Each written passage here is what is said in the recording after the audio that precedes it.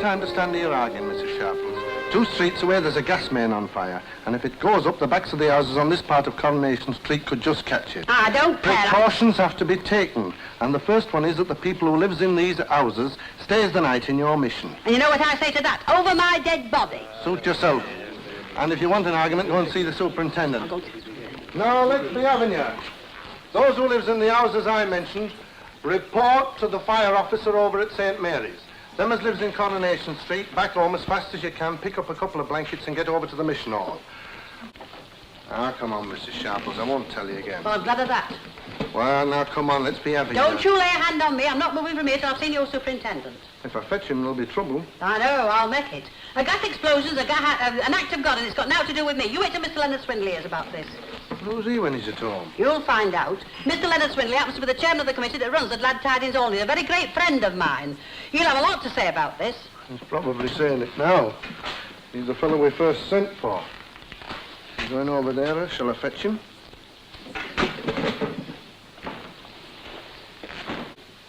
I wonder if there'd be a soon in me grave. Oh, who is it? It's me, Mrs. Sharples. You've heard about the emergency, of course. Oh, yes, I heard there was some up when I got off the bus. Oh, yes. How is your friend? Oh, she's coming on. Oh, good. Well, we must get ready to receive our visitors. Our what? Our visitors. The people from Coronation Street. Are you standing there telling me you're letting them come? Well, of course. We must offer the hand of friendship. Offer the hand of friendship to that lot and they'll bite it. Well, they're not coming here. That's what I told the copper at the bus stop, and that's what I'm telling you. Oh, but we mustn't be like that, must we, Mrs. Sharples? I don't know who we is, but that's how I'm being. Have that stripping lot tramping all over my clean floors? Not likely. I'm afraid I've already given my permission. Well, then you can take it back. Answer me this, Leonard Swindley. How many of them can say that this is their place of worship? Go on, how many? That's not the point. Of course it's the point. Now, you force me to say this, Mrs. Sharples.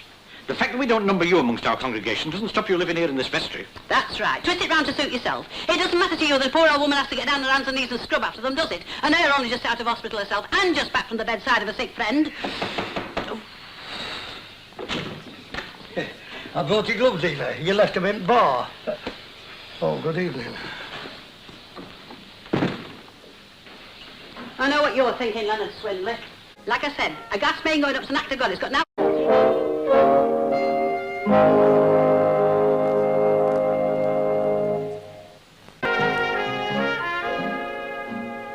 Like I said, a gas main going up's an act of God. It's got now to do with me. And if you expect me to be a ministering angel to that lot, you've got another thing coming. Oh, I don't expect it, Mrs. Sharples.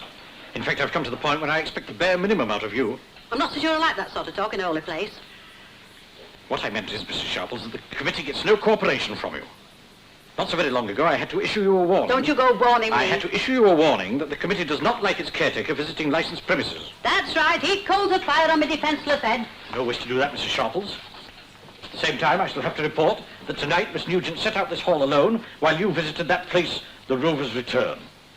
Moreover, you told Miss Nugent that you had gone to visit a sick friend. And so I did. Mouth longer, had bronchitis for years. I only went to give her a bit of company. It's a fabrication, Mrs. Sharples, a gross fabrication. Never mind what it were. I heard what you said to them a bit since outside there about an atmosphere of cheerfulness and goodwill. It's about time we had some in this here vestry.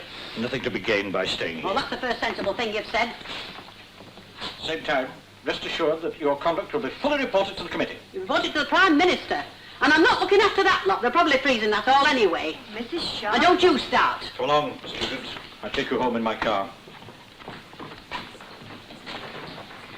And if you've got any sense, you'll watch him.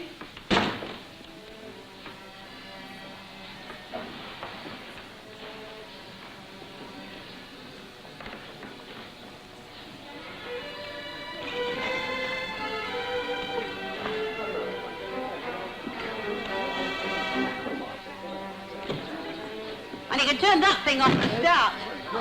And don't all stand gawping at me, I live here. We know. Did you say something, Mrs. Tanner? Yes, I did, Mrs. Sharples. And while I'm about to, I'll say something else. It's bad enough being chucked out of your house, and having to stay the night here is a damn start worse. But when you start chucking your flaming waste about, that's the limit. And if we want a bit of music, we shall have a bit of music. Oh, will you? We'll see about that. Were you wanting something, Mrs. Sharples? Because if you were, we might get the idea that we're not welcome here. And if we did get that idea, you wouldn't be welcome at our house. If that thing disturbs me in the vestry, I'm having the police in. And don't you get big-headed, Jack Walker. I can soon find myself another pub. You'd better all finish off whatever you're doing and put it light out. Can we just finish off now? If you can't find road to your mouth in dark, it's time you sought doctors. It's 11:30 and time for all decent folk to be in bed and asleep. Excuse me, Mrs. Sharples. Oh, what do you want? Well, I've got to go to work in the morning. I was wondering if you could lend me an alarm clock. I could not, but if you like to lie awake all night, you can hear town hall clock from here. Now think on this lights out in 5 minutes or I'll put it out at the main. Morning, Ma. I just thought you'd like to know there's nothing else to worry about. They're all going home.